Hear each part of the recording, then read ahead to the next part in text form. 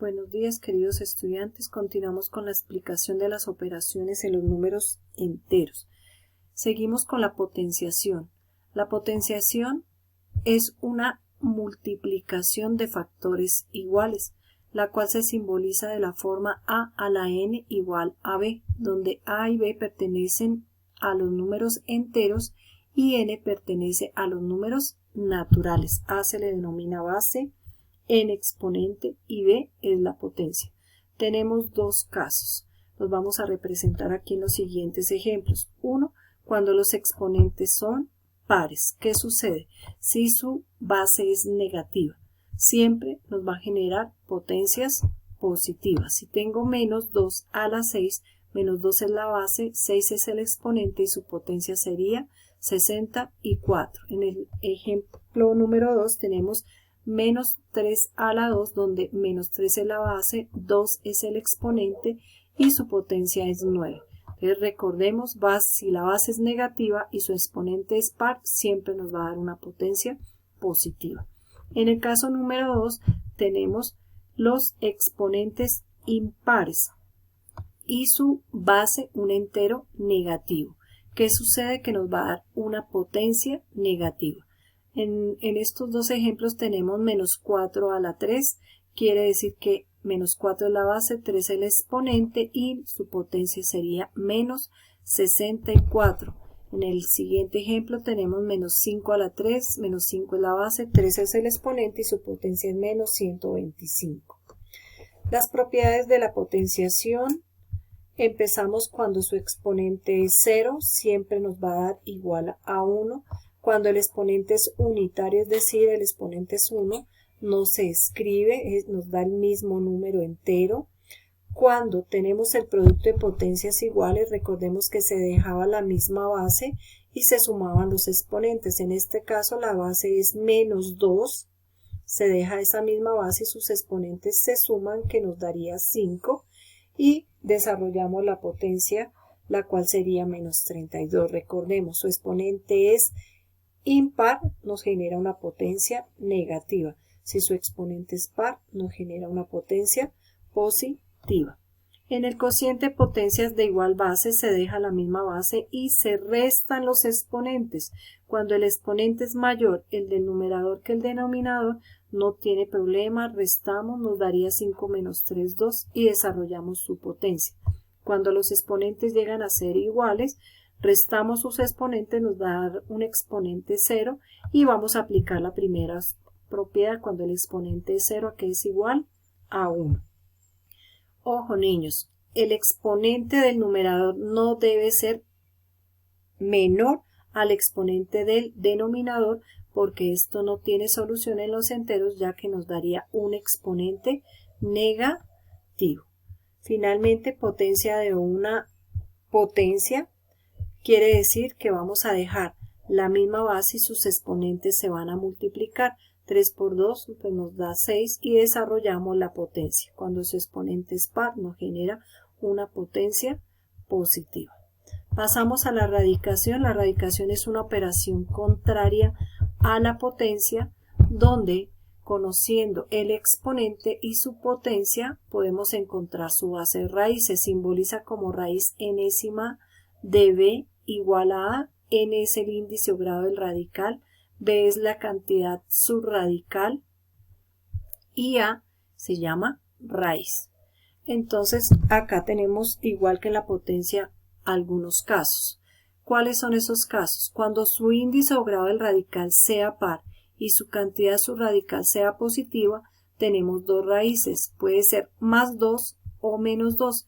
Porque 2 a la 4 nos da 16, pero menos 2 a la 4 también nos da 16. ¿Qué quiere decir? Que cuando el índice A sea par y su cantidad subradical sea positiva, tenemos dos opciones de raíz, una positiva y una negativa.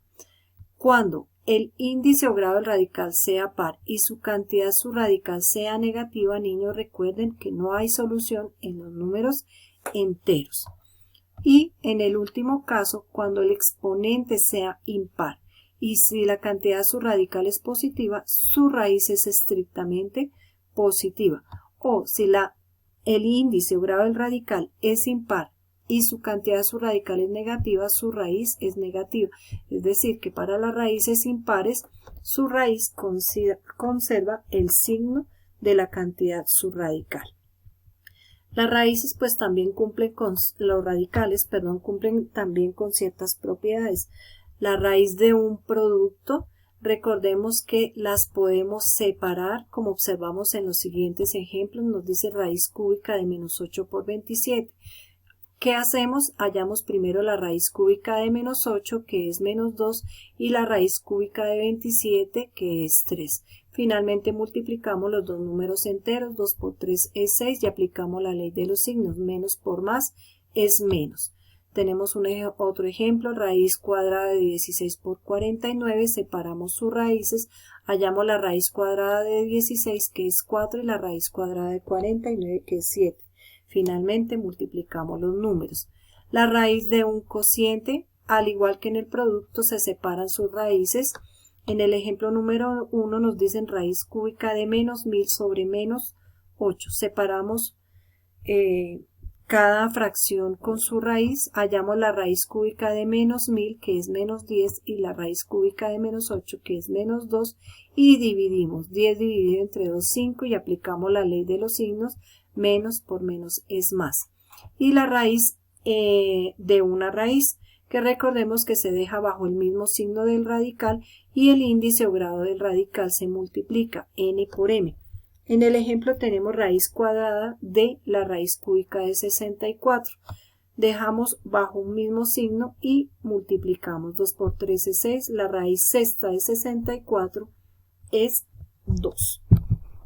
Continuamos con los polinomios aritméticos. Recordemos que un polinomio aritmético es un ejercicio donde está combinado con signos o operaciones de básicas, sumas, restas, pero también puede ir las potencias o raíces. Tenemos el primer ejemplo donde tenemos las operaciones básicas. Recordemos que empezamos realizando las sumas o las restas. Recordemos que más por menos acá sería menos y menos por menos nos daría más. Tomamos las dos cantidades que son positivas, 9 más 17 nos daría 26 y menos 23 sería igual a 3, es decir que empezamos a destruir paréntesis. Cuando tengamos divisiones o multiplicaciones, recordemos que primero las debo desarrollar respetando el orden de los paréntesis. 8 dividido entre menos 2 nos daría menos 4 y menos 4 más menos 16 nos daría 20. Signos iguales se suman y conservan su signo. Cuando tengamos operaciones con raíces o potencias, primero resolvemos las raíces, luego resolvemos la división y finalmente sus sumas. Acá también resolvemos primero su potencia. Acá démonos cuenta que primero me piden restar. Una vez reste, desarrollo la potencia, divido, acá en este caso desarrollo la potencia, y una vez tenga hecha esta división podemos efectuar la suma. Y finalmente pues los enteros también tienen ecuaciones en los números enteros, donde, acá por favor corregimos números enteros, donde se pueden aplicar en la solución de problemas. No se nos olvide que primero debemos plantear el problema, que si un término está sumando a la variable pasa al otro lado de la igualdad a restar, que si está restando a la variable pasa a sumar, que si el numerito está multiplicando pasa a dividir o que si está dividiendo pasa a multiplicar. Espero sea de su ayuda para continuar con su actividad. Feliz día.